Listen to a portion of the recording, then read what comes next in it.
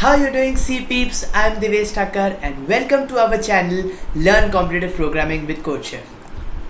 Now to stay tuned with us, if you haven't already subscribed to the channel, do hit the subscribe button and let's get started. So today, first of all, we would walk through our problem statement and understand what it says. Then we would step by step, in our 5 steps, we would understand the solution to our problem, and finally we would also look at the code simultaneously, and finally we would have a complete look at the code and get that very exciting AC. Okay, so now let's see what this problem statement basically tells us. If you go through this problem statement, and if you ask me, hey, what is this problem exactly is asking us, in one line I would say that, okay, I need to get the maximum number of graphs which I can form by keeping in mind some given X constraints. So in this problem, I have been given some constraints, and then what I need to do is, I need to give the maximum number of graphs. I need to give the number as to these many are the maximum number of graphs which I can create out of the given constraints which you have given me. Okay, so now let's look at the constraints what they have given us. First of all, they have given us an integer n. N integer denotes the number of vertices which our graphs must have. Then we have been given m. M is the number of edges my graph must have. And finally, I have been given an array a, right? Now this array basically has the distances from the first node. Let's call the vertex to be node. So there are n nodes in our graph, right? So ai, for each I from 2 up till n, right? Because the first node is fixed. So for my second node up till my nth node, ai represents the distance, or to be more precise, the unique smallest distance between that ith node and my first node, right? So the distance here is the number of edges what we have. So say for example, let's say the value of I to be 5. So it tells me that the 5th node is at a distance of, say the value of ai is 3. So it is at a distance of 3 edges, or 3 at a distance from the first vertex. So from the first node, the 5th node is at a distance of 3. So that 3 must be the smallest distance. So that is a characteristic of this array. Whatever distances which we have been given, the distance must be the smallest from that first vertex to the ith vertex, right? There cannot be any other path which is smaller than the given distance, right? We cannot have a path which is smaller than this distance which is given to us. Again, this distance is unique, which means I cannot have another path which is having the same distance. As I told you in our example, the value of I is 5. So our 5th node has a distance of 3 from our first node. So I cannot have a distance of 2 which connects my first and the 5th node. Again, I cannot have a second path which has a distance of 3, that is the smallest, because ai is 3, right? So we have been given ai as 3. So ai as 3 is the smallest distance between our first node and the 5th node. I cannot have a distance smaller than that. Even the path which has the distance of 3 should be unique. There cannot be 2 paths with the smallest distance. So that's what we have been given. And again, the answer can increase, become very large. So we need to use modulo in each of every step. Basically, whenever we would be multiplying, adding, or subtracting, fortunately no subtracting over here, so that tricky part is we are saved of it. But here we need to use percent modulo, and the modulo value here is 10⁻⁹ plus 7. So we will be using that as well. And yeah, that's what the inputs we discussed. We have n, m, and our n-1 space separated integers for our node 2 up till node n, the shortest unique distance which we have been given. Keeping in mind these constraints, we need to construct graphs, and we need to output the maximum number of graphs which we can create. Okay, seems nice. So basically we need to output a single integer, which is the maximum number of graphs I can create. These are the constraints. Everything looks fine in integers to take in. I think so, yeah. So now, as our step 1, let us first understand what this problem says in a graphical way. Let's plot a graph. Let's take an example to understand it more better.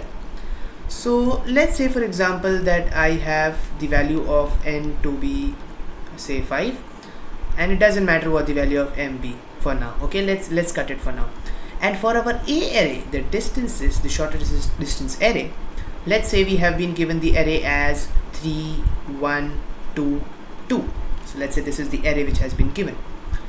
Now if you see the length of this array is n minus 1, right? Because the first node is already there, and these are the shortest unique distances of these particular index. The index of this is starting from 2, then it becomes 3, 4, all up to this will become an nth index, which is 5, right? So basically this is the index. This tells me that okay, I have a node, let's name it as node 2, and node 2 is at a distance of 3 from node 1. Okay, similarly node 4 is at a distance of 2, and so on. So the indices represents the node, right? It is a particular node. Now it's not necessary that the fourth node must come after 3. No, there's no compulsion for that. So basically the distance of this particular node from the first node is this 3. The value is starting from 2 because the first node is already plotted, and the length of the array is n minus 1 as mentioned in the question. Now how would we approach this? Because if you see, the first distance itself is 3. Now you would say, hey, how can we plot a 3 over here? Because this graph won't be connected, right? And the question says that for each AI, the shortest distance from the first vertex. When I say the shortest distance from the first vertex, the graph must be connected, right? It's obvious. So let's see how we would approach this in a different fashion. Now everyone has solved frequency array concept. We have used this somewhere or the other, right? What is a frequency array? A frequency array, you just imagine we have an array, and the index number, like I as the index value, is the number which we want, and the value inside the frequency array at the ith position determines the frequency of this I, right? So for all indexes I in the frequency array, the let's say the frequency array is f, so fi indicates the frequency of I. Simple, right? In our case, now this is very important, we would have this I as our distance. That's right, we would have our I as our distance. So here what I mean to say is, okay, at a distance of 1, I have this particular node 3, which is at a distance of 1. So at a distance of 1, I have one node, which is node 3. Then moving forward, I have the second index, which determines that this is the distance 2. So at a distance of 2, I have two indexes. I have two nodes, right? And then I have the third 3 distance. So let's take the third index where I have, I guess, only one node. So there I would put again 1, and so on. Here we don't require it anymore. So basically these are the distances, and these are the number of nodes which are at a distance I. So for all I distances, for our indices in our frequency array, the ith index represents the distance which is I, and it gives me the number of nodes which are at a distance of I. Okay, so enough of that. I think you understood what this means. Okay, now let's start by plotting. Now this looks more better because I can start from this point, right? I can start from 1. Now for my first distance, I have this number of nodes. I know that there is one node at a distance of 1 from my first node. So if you want to plot it index wise, so we can take that first node is 3. So I can plot this 3, which is at a distance of 1 from my first one. So this is done. Moving forward, we are over here. At a distance of 2, I have two nodes, which is 2, 3, 4, and 5. So at a distance of 2, I have 4 and I have 5. Right? I have two nodes. And at a distance of 3, I have one node. In this case, node 2. So at a distance of 3, let's say I'm joining it over here. You can join it over here. That's a different graph. But this is our node 2, which is at a distance of 3 edges from our first node. Okay, so this is just an example which I have drawn, but the main objective of me telling you this simple example, everyone knows this example, but why I've told you is our approach. The frequency array is going to be our crux approach in our problem. Okay, so essentially the distance will be our index of the array, and the value inside that index gives me the number of nodes which are at a distance of I from the first node. So here if you see the value of m, now let's talk something about m. We have ignored it now till now. So this m is the number of edges, right? In this case, the number of edges are 1, 2, 3, and 4. Okay. N is 5. So the number of edges here, m, is n minus 1. Now if you have you had plotted this 2 connecting to this, it would also have been n minus 1. But is it true for all? Yes, it is, and that is the most amazing part. And that's obvious, right? If you have a tree, definitely for n nodes, you would have n minus 1 edges, right? So that is what this problem has. Let you take any example. Whenever you are adding a particular node, it will only increment the edge by 1. So when I am adding a node, say I from 2 to n, whenever I am adding this node, I am adding only one edge because the graph is connected. That's right. If the graph wasn't connected, this was not the case. But since my graph is connected, now you would say the value of the number of edges is 3, right? But I already have a node which is at 2 edges, and then I'm connecting one. So whenever, if you saw when I was drawing this graph, whenever I am adding a new node to my graph, I am only increasing the edges by 1. And that is the basic concept behind the tree. I don't need to explain it explicitly. So for my n, I must have n minus 1 edges, and that would be there by default in our question. But the problem is n can be more, right? It has not been given that m is n minus 1, else they wouldn't have explicitly told us the value of m. So in our problem, we would have the value of m, and I guess we can have n minus 1 edges already sorted, but then we need to add all those extra edges, and don't worry about that now. We would look at it at a later step. So this is our approach for solving this problem as to our step 1. Okay, so in this step 2, I just want you to understand one concept, and I would end this example which we had taken in step 1. The only change which I have done is I have changed this 2 to be 5. So the fifth node is at a distance of 5 from the first node. And correspondingly, I have also drawn this frequency array for this particular a array value. So everything is the same, just this is our frequency array. Now let's draw the graph for this. Okay, so we start over here from this point. So at a distance of 1, I have one node. So here I have node 3 at a distance of 1. Then I have node 4 at a distance of 2. At a distance of 2, one node. At a distance of 3, one node. So I have node 2 at a distance of 3. At this point, this is the graph. But when I move forward, at a distance of 4, I do not have any nodes, right? Okay, so let's move on at a distance of 5. Now, at a distance of 5, I have one node, that is node 5. But the problem is, for node 5, I cannot connect this node 5 in any fashion in this graph such that the smallest unique distance of node 5 is 5. You can say that, okay, you don't have a node at a distance of 4, but you can connect it over here, right, node 5. But this is wrong, because in my question it is given that the smallest unique distance of this node is 5 from this red node. So basically you need to have a node which is at a distance of 4. Unfortunately, here we don't have any node which is at a distance of 4. Hence, you cannot have this node at a distance of 5. This node at a distance of 5. So for each I, what I need to check is if my array of I minus 1. Now this array is the frequency array. Call it F, call it ARR. This frequency array, the I minus 1th position. In this position, if I don't have any nodes, that is 0. Then I'm in trouble, because if I have any further I mean definitely for this I where array of I is greater than 0, only then I would check this condition, right? If array of I is 0, which means I have a node at this ith index for this I distance, and the I distance minus 1, that is I minus 1 distance, I don't have any node, so I cannot connect this node, any number of nodes. Here I have one, but any number of nodes at a distance of I, when I don't have any node at a distance of I minus 1, such that the smallest distance is the value in our A array, right? So that is what we have as our special case, right? So say for example, this condition is getting satisfied. So it is impossible for us to construct this graph, right? At a distance of 5. So simply you would see out as 0. That's it.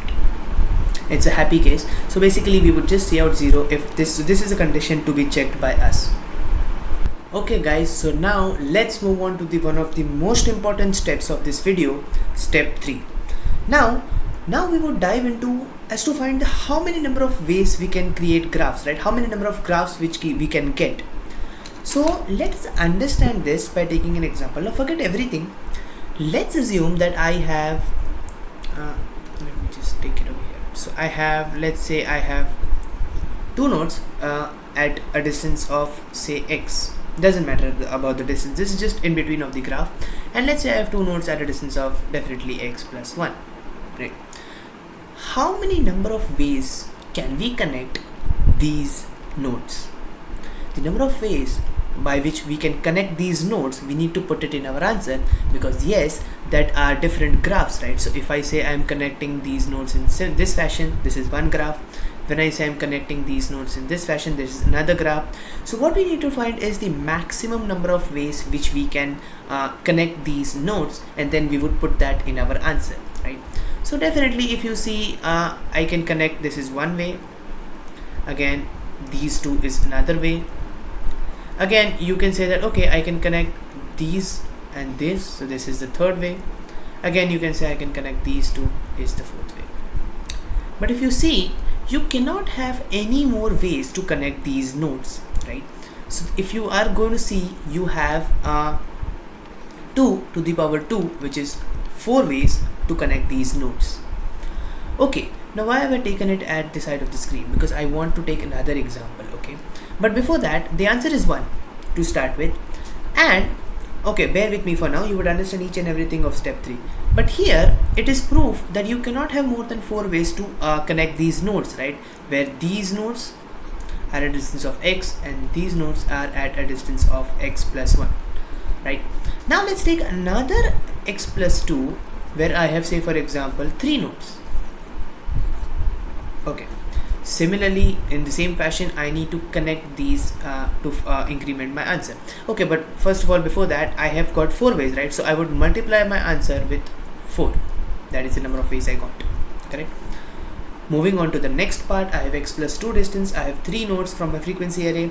So here, how many number of ways you can connect these? You can say, okay, I can connect all the 3 nodes from this node. So that is, okay, we need to remove this.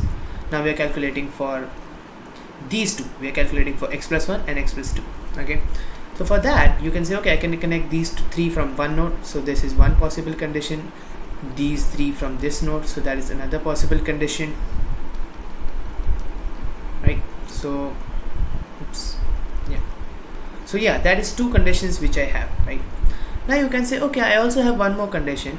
I connect these 2 nodes and then I connect these nodes, these nodes. So that's one condition. I connect these 2 nodes and then I connect these 2 from the second. So this is one condition. I connect these 2 and then I connect the other 2 from this. That's a third condition. Again, if this wasn't clear, I connect these 2 nodes and the other rest 2 nodes I connect from this node. One condition. I connect these 2 nodes and the rest of the 2 I connect from the first node. Another condition. And finally, I connect these 2 nodes. So the rest of the 2 nodes connect from this node. The third condition.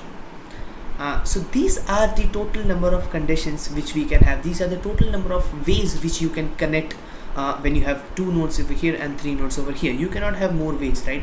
I have not drawn every connection, but this essentially justifies as to we can have only 2 plus 3 plus 3, which is 8 number of ways to connect these graph when I say x plus 1 and x plus 2. Okay, so okay, now here I got the answer as 8. So if you take more examples, if you look closely, you would infer that I have L minus 1 for each length raised to L as the total number of ways. Okay, here in our first example, if you saw, I had 2 for our x distance and x plus 1 distance had 2. 2 raised to 2 is 4 total number of ways I got. In the second one, I have the value of x plus 1 or the first one as 2. So I have 2 raised to the number of here I have 3. 2 raised to 3, which is 8. So whenever you are calculating for 2 levels, let's say at a distance of L and minus 1 and L, the total number of nodes at a distance of L minus 1 raised to the total number of nodes at a distance of L would give you all the possible combinations of connecting them. Okay, again you would put this value in your answer variable and you would keep on incrementing it to your answer variable. Now one question arises, I hope this is clear. If it isn't, we will look at the code as well. But first of all, answer me one question. Do you think this should be multiply or plus? I mean, you should this should come in your mind, right? I can add these values, right? These are number of possible combinations. You remember I had drawn it from very left. The reason is I wanted to connect this graph, because when I say I'm connecting a single possibility, so let's say I am having a possibility that I'm connecting this and this. For this possibility, I had 4 possibilities, right? For my I have 4 for these, and I have this thing for this x plus 1 to x plus 2. So when I say over here, looks bad. So when I say over here, I have 4 possibilities. So for each possibility, I can connect in 8 ways the next one, right? Similarly, for each possibility over here, I can connect in 8 ways the next one, and so on. Hence, it is very important. Answer plus equal to, no, it is answer multiply equal to. Basically, you would keep on multiplying the number of ways you get over here. So that is the end result what we have. We are going to multiply each and every combination. As I told you, for each connection in this, you can connect in these many number of ways, right? So that is multiply. And if you want to see the code, this is the code which we have, and this essentially is the code for the second and the third one. Okay, let me explain how. First of all, I have my flag to be true, okay, and this is just a flag. But you remember in the second step we discussed that if we have a node at a distance of I, and if we do not have any nodes at a distance of I minus 1, it is impossible for us to create the graph. That's what we are checking. ARR is our frequency array, so I will just check, okay, I'm looping from I equal to 1 to n. Okay, these are the distances, and then I would say that, okay, if I have a distance of I minus 1 and I have no nodes at that distance, and I have a node at distance I, then I would just break out of the loop. Basically, this just tells that you're going to print a 0. So this part is step 2, and this part, the small one, is our step 3, the most important one. So here I would check that, okay, area of I is greater than 0. That means I have some number of nodes at this particular I distance. I would multiply my answer, and binary exponentiation will be the basic algorithm for our calculating our power, because the values are very high over here. So binary exponentiation function will calculate the power. So this is area of I minus 1 raised to area of I. Definitely, as I told you earlier, we have modulo by we need to use the modulo as well, so we are going to pass that as well to our function. But just I want you to be with the flow of the code. It should not happen that in the end you find the code very convoluting, right? So this essentially is the basic code which we have, right? And then answer percent mod. But basically for each I am calculating this value by binary exponentiation of area of I minus 1 and area of I, right, as I told you before, and we are multiplying this to our answer. So this ends our step 3. So let's continue this part now in step 4.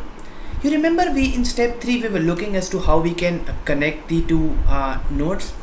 So here, say for example, I have 2 nodes and I had 3 nodes over here. Now my drawing was not so perfect, but if you recall, the way I was connecting them was from one node I can connect to this node. Now this node cannot have more than one connections. This node can have more than one, but this node cannot have more than one connections, right? Whenever I was taking a condition, I was making sure that there are no 2 connections to a particular node at the L plus 1th distance, right? So here I cannot have this condition. This is invalid, because for each condition, each time I cannot take this condition. Why? Because this node is having a connect from 2 nodes. What is the problem? The problem is, in our question we have been mentioned that, boss, your shortest path must be unique. In this sense, let's say I have L plus 1 here. This is the distance of these nodes, and let's say I have the distance L of these nodes. If you look, this is coming from back, okay?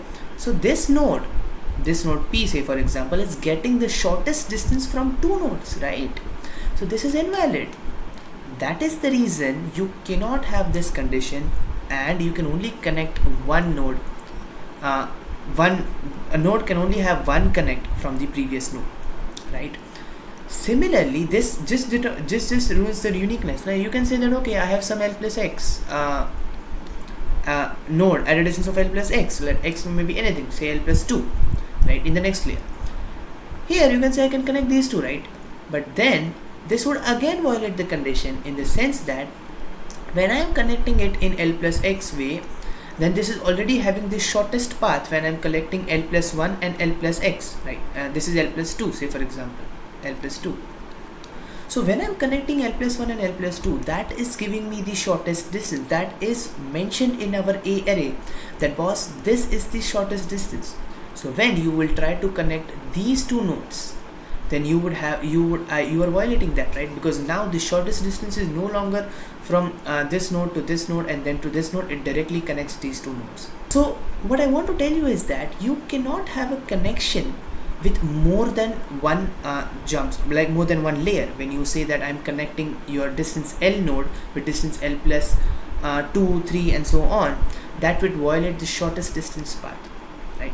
And when you say I'm connecting more than one nodes over here, again that violates this, because my path is unique, right? Okay, so that is a basic intuition which you must have got.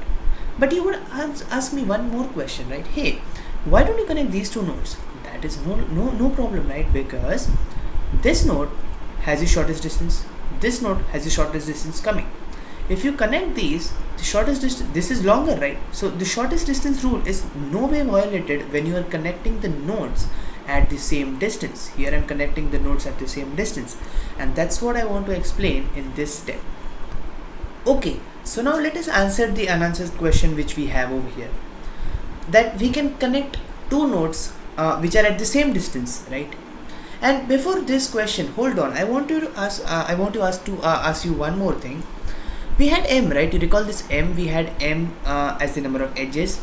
So till now we are connecting in such a way that n minus 1 edges are getting connected, right? So our tree is getting completed. If we do not have that step 2-0 condition, then our tree is getting completed, and basically I have n minus 1 edges done. But the question says that my edges can be starting from n minus 1 up to more, right? So what if my number of edges are more than n minus 1? In this case, we can, as I've told you just now, that we cannot have two connects and all, right? So how do we get about this position? And this condition, this question which we have raised, exactly answered this condition. Now you would say, okay, I have n minus 1 edges, but what upon the remaining one? I subtract n minus 1 from m, and what about these remaining edges? How do I cover up these edges, right? Because these many number of edges must be there in order to form our graph. So let's say, for example, I have 4 nodes which are at the same distance level. So now I don't have more distances, I just have a distance level of L, say for example, and I have here, let's say I have n number of nodes at a distance of L. Right, so from my frequency array I determined that, okay, I have n nodes at a distance of L, and these are those 4 n nodes. So let's say the value of n is 4. Here what I need is, forget everything, what I want is, I need to capitalize as to maximum number of the edges which I can form, right? I need to cover up to n, because n minus 1 edges are remaining, and I need to fill these edges as well. So what I would do is, I would connect these from one node. For these n nodes, how many nodes you can connect from one node? If you have n nodes, is n minus 1. Simple, right? If I have n nodes, I can connect n minus 1. I can make n minus 1 connections from one node. Similarly, I can connect these two, and one is already connected, so I can make n minus 2 new connects from this node. Similarly, I go on connecting n minus 3 and so on up till 0, right?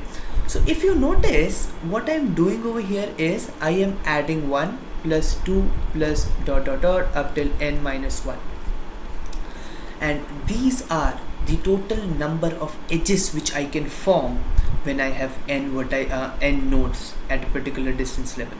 So as I've told you before, yes, we have a green flag on connecting the nodes at the same level. Now we need to figure out the maximum number of connections which we can make, or the maximum number of node pairs which we can get. A node pair basically corresponds to an edge, because you know that when I have 2 nodes, I have a node pair which corresponds to 1 edge, right? So yeah, we get at max this sum as the total number of edges between n nodes, right? So definitely we have a for loop for all these distances, and what we would check is the maximum number of edges which I can form between those n nodes, whatever n nodes are there for my distance. Now what is the mathematical formula for this? We have 1 plus 2 plus up till n minus 1. If you recall, 1 plus 2 plus dot dot dot up till n, the sum of n terms is n into n plus 1 upon 2. This is the formula for sum up to n terms, right? But we want the sum up to n minus 1 terms. So simple, the formula is n into n minus 1 upon 2. That's right. This will be the formula which will give us the total number of, the maximum number of edges which we can form amongst these n nodes, right? And if you want to look at the code over here, basically I have the node pairs over here. These node pairs is the number of node pairs I can form, okay? And here I'm looping in through the array, and this count is my number of nodes which I have for a particular distance of I. Okay, so that's stored in my count, and definitely this is the same formula which I've told you now. Count into count minus 1 by 2 will give me the total number of edges I can form, or let's call it in a more better fashion, the total number of node pairs which I can form for these particular n nodes at a particular distance level. And definitely I will do a plus equal to, because I am calculating the total number of edges which I can accumulate out of these when I am saying that I am connecting nodes of a single distance, of a particular distance layer, right? And this essentially will give me the total number of node pairs, right? And these node pairs are the edges leaving aside these n minus 1. So I have n minus 1 edges. These are the extra edges which we have to compensate to reach this m number of edges, right? And okay, just keep in mind that we have solved this question which you had asked, and we have also seen as to how we can reach up till n edges. Now let's move on to the last step, the climax of our problem. So finally, let's move on to the step 5, which is the last step of our video. So till now we were discussing about m, right?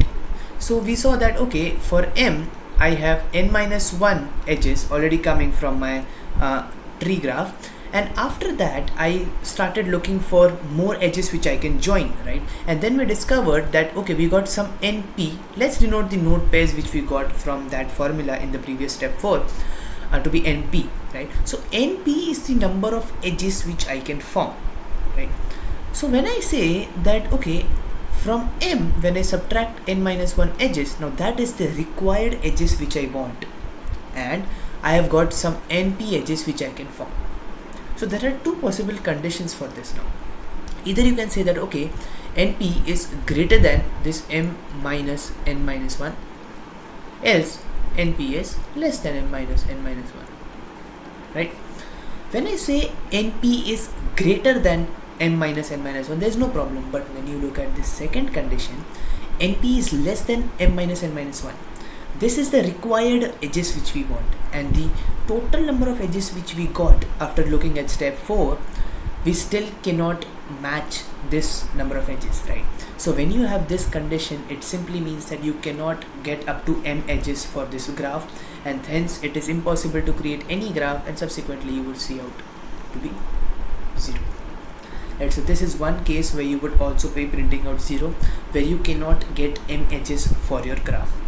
But what if you have np greater than the required number of edges you want? In that case, you can have those m edges, right? So your graph is working, so you need to calculate in this case.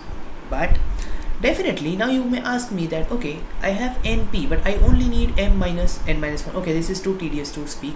Let's denote this by x. So let's say x represents the extra number of edges which we require now, m minus n minus 1. So now what I want to do is I need to choose, right?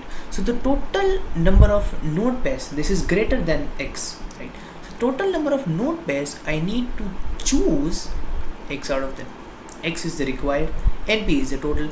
Np combination x would give me the total. I want to choose, right? So I am choosing x out of np. These are the edges which I am choosing, and these will be the number of ways which I have. In these number of ways also I can arrange. Definitely I would multiply it to my answer variable, right? So that is what we need to calculate as our final step. So this we need to calculate, right? Okay, so what is the formula of this? Basically it is n factorial, which is np factorial upon np minus x factorial into x factorial, right? This is the answer for this. Now if you look at this np factorial and np minus x factorial, what do you infer from that part? Leave this. Okay, let's say that I have only this part up till now. Okay, Now np factorial minus x factorial minus np minus x factorial, if you divide this, what you have is you have np minus x plus 1 factorial, you have np minus x plus 2 factorial plus so on up till np factorial, right? Simple as that. And np minus x and np minus x minus 1, all those are cancelled out when you have these in the denominator, right? So simple basic math what I have calculated. So you need to calculate this, and that is manageable, right? You can calculate this in the given time limit. So this is just your code which you have. This is, you have this, you have this, you just need to calculate this thing over here. But what about this 1 upon x factorial? You need to multiply it by 1 upon x factorial as well, right? And this needs to be computed by modulo inverse. You need to use the modulo inverse over here to compute this thing. And now we would look at that. So finally, let's move on to understand the inverse modulo for our denominator. Okay, we have used modulo till now. So if you don't know what is modulo or are ambiguous about that, the link is provided in the description. You can have a look at that. Now let's study about the inverse modulo. Basically, we have our numerator as np factorial and denominator as np minus x factorial into x factorial, right? So that np minus x factorial gets cancelled. So in the denominator, what I've been left with is x factorial, right? X is m minus n minus 1, but that is what I've been left with, right? So okay, I can calculate that x factorial, but how do I put it, like how do I divide it? Because for modulo, we have studied that okay, if I have a plus b, then I have this formula, the percent modulo for calculating the value with modulo. And if I have a multiplied by b, I have this formula. Again, for subtraction we have, but that's not used over here. But basically, how do I divide it? But here there is no formula like if you are dividing it, it's similar to this. No. So for that, if you want to divide it, the denominator, what we need to do is inverse modulo. And inverse modulo, what it is basically the definition is, if I have an integer a, I need to find an integer x which is inverse of it. This is called the modulus multiplicative inverse of integer a. And when I multiply this, then I should be getting congruent to 1 modulus m, where m is my modular. Okay, so this modular value will be given to us. In our case, it is 10 raised to 9 plus 7. So this is the basic definition of inverse modulo. Now, if you didn't understand anything, there's no issue. Let's understand it more better. Say for example, I want 6 divided by 2. Okay, pretty simple to understand, right? And the modulo over here is 5. So the value of a is 6. The value of, okay, here the value of a is anything, doesn't matter, but the modulo value is 5. Okay, so now I want to calculate this, but again, as I told you, there is no formula for divide, right? We need to use the inverse modulo concept. So I need to multiply this 6 with the inverse modulo of 6 such that I get the correct answer. First of all, what is the answer of this? Definitely it is 3, right? Because 6 divided by 2 is 3. Now I need to find the inverse modulo. How would I do this? Definitely I would, one way is to use the brute force approach. So what I would do is I equal to 1 up till modulo minus 1, and whichever condition satisfies is the correct answer, right? And we already know the formula of multiplication in case of modulo. So let's start. If I take 1 over here, 6 into 1% 5, which is 6% 5, sorry to write 5, the answer is 6% 5, which is 1. Again, if we take the value of I to be 2, then it is 6 into 2 is 12% 5, which is 2. When I take the value of I to be 3, it is 18% 5, or you can calculate the modulo over here itself. So this is 3%, 5, whatever. The answer is 3. So yes, this is the correct answer which I got, right? I need 3, right, as my answer. So when I say that I have 6 into the multiplicative modulo inverse of this number, which is 3, which we have got, and I calculate the modulo with the m, I get the correct answer to be 3. So in this case, the modulus multiplicative inverse of 6 is 3. That is how we found it out, right? And now in our case, what we have as the denominator is x factorial.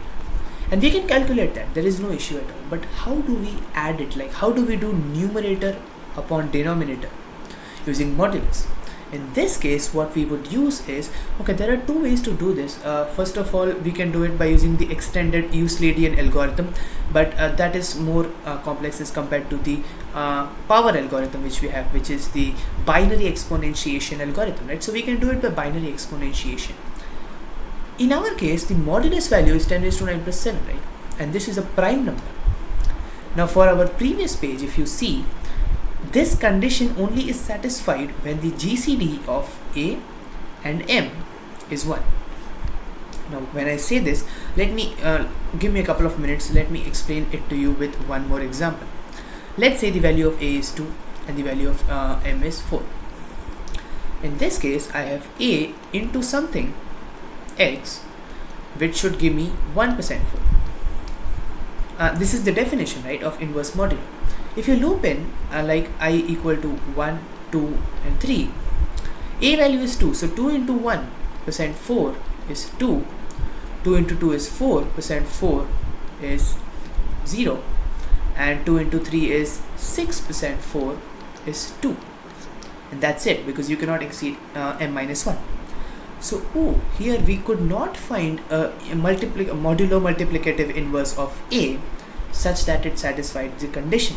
So it is not possible in this case. Therefore, I told you that the multiplicative modulo inverse exists only when the GCD of A, the number which we are calculating, and the modulo is 1.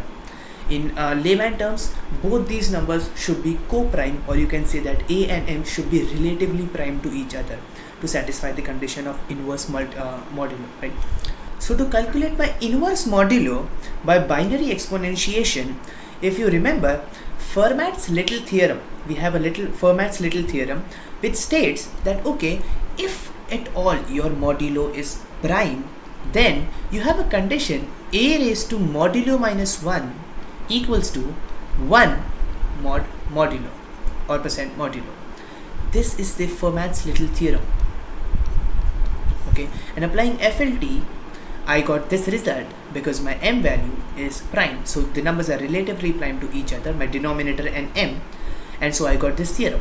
Now what I would do is, what I want is A inverse, right? So what I would do is I would multiply A inverse on both sides, and finally I have A raised to M minus 2 equals to A inverse modulo M, right? And that's what we want. We want the modular multiplicative inverse of this A, and A is our denominator in this case. So finally this is the result which we have got, which states that, okay, if you have the numerator and if you want to do denominator upon denominator, you don't need to do this. What you need to do is you need to multiply this by the denominator inverse, right? And what is the denominator inverse? Denominator inverse is A inverse. What is A inverse? Nothing but A raised to M minus 2. So I would tell, okay, num into binary exponentiation of or power of A, which is denominator, and raised to modulo minus 2. And you pass in the modulo for a function, that's okay. But this is what is your A inverse, or the modular multiplicative inverse of our denominator, which we are passing in order to get it numerator upon denominator. So this essentially is the number of ways which I got. Okay, and finally, before ending my explanation, this number of ways, as usual, as I've explained, we would multiply to our answer variable, and finally we would get the answer, which is the total, the maximum number of graphs which I can create. So finally, let me show you the code which is behind the scenes running at our explanations. So here, this is our Java code for our problem finally. So yeah, I'm feeling very happy for that. So we have our modulo, which is defined as 10 to the power 9 plus 7. We have N and M as our inputs. Just take it as int, it's no issues. We have our ARR, which is the frequency array, right, which stores everything. Here I have incremented the 0th index, the frequency, to be 1, because at a distance of 0 we have one node, right? That is our node 1. So we have that node as well. So that is the reason. And then we are just taking in the inputs for our A array, and we are adding it in our frequency array. And moving on, after taking the inputs, these are our step 2 and 3. I think I have already discussed this. These are our step 2 and 3. Moving on, this is our step 4. Then we have our step 5. This step 5, basically I'm decreasing n minus 1, and now m stores the required number of edges which I want. Then I am checking that two conditions which I told you before, and then this is our NCR, what we are calculating, right? So number of ways, just a different variable to store it, and then we are going to definitely multiply it to answer numerator and denominator. So I'm calculating the numerator over here, I'm calculating the denominator over here, and then how do you add it using modular? We are using the denominator raised to modular minus 2, which is a Fermat's little theorem which I have already discussed. So that is the inverse modulo part. Then we have this ways, we are taking its modulo, and then we are just multiplying this ways to answer. So answer, I think, is being multiplied at the beginning over here, then it is being multiplied over here as well, right? Fine. And yeah, finally we are going to print the answer, and this is just my binary exponentiation iterative algorithm, the basic one which we have. So that's what we have already seen. I hope you understand now each and every part of this code. So let's move on to our problem counting graphs, and let's go on to submit this code and see what we get for this.